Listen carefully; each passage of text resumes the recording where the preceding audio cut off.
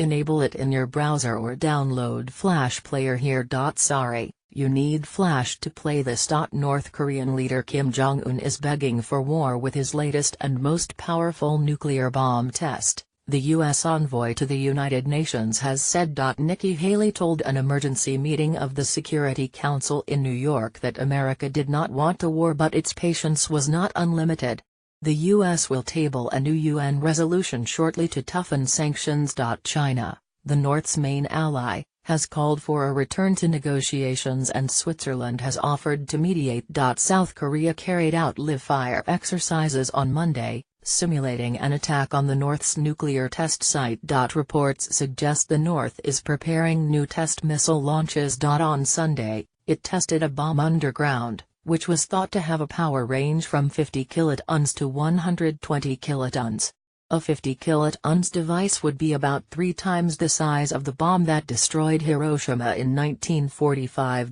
In other developments, German Chancellor Angela Merkel said she would press for tougher EU sanctions on North Korea, agreeing with U.S. President Donald Trump by phone on the need for stricter measures. Japan is planning, in the event of war, for a mass evacuation of nearly 60,000 Japanese citizens currently living in or visiting South Korea, Nikkei Asian Review reports. Time for dialogue. Ms. Haley argued that only the strongest sanctions would enable the problem to be resolved through diplomacy.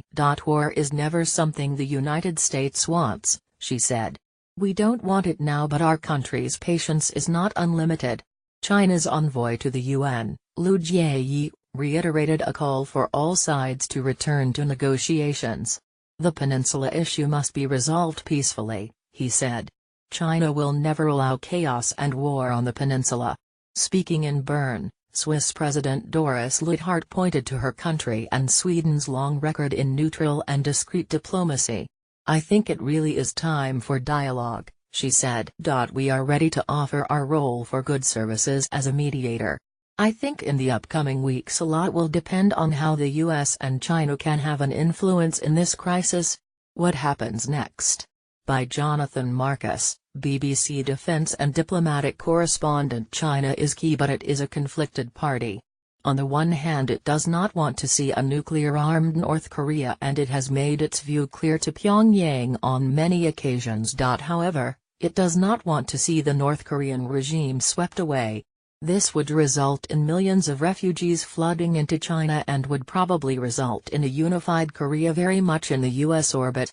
This is seen in Beijing as worse than having a difficult nuclear neighbor. If China were to take the view that the coincidence of a rapidly advancing North Korean nuclear program and the uncertainties of the Trump administration's diplomatic capabilities means that there is a very real risk of misunderstanding and catastrophe, then maybe it might bring much greater pressure to bear on Pyongyang. North Korea is a very isolated country and China is both its major ally and economic prop. There is a lot more that China can do.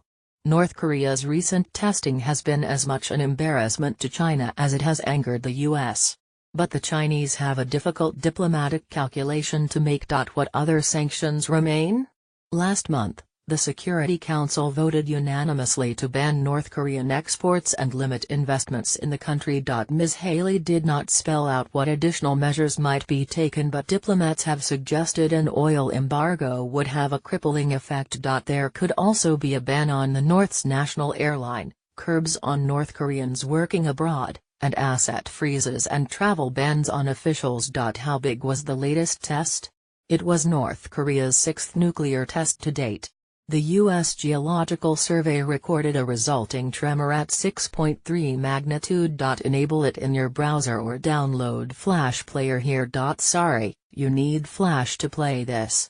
Kim Jong-un was pictured on camera being shown what state media said was a new type of hydrogen bomb. South Korea said it was now presumed that the North had reduced its nuclear warhead in size to below 500 kilograms, and would be able to attach one to an intercontinental ballistic missile, ICBM. But analysts have said the North's claims about miniaturization should be treated with considerable caution. Earlier on Monday, a South Korean Defense Ministry official said there were signs of possibly more ballistic missile launches, including an ICBM. How else are the South and its U.S. ally responding? Monday's drill simulated the targeting of the Punggye-ri nuclear site in Kiju County, where North Korea carried out its bomb test. Missiles were fired from the ground and rockets from fighter jets. Enable it in your browser or download Flash Player here. Sorry, you need Flash to play this. The Defense Ministry in Seoul said there would be more live-fire drills in the south this month, involving Taurus air-to-surface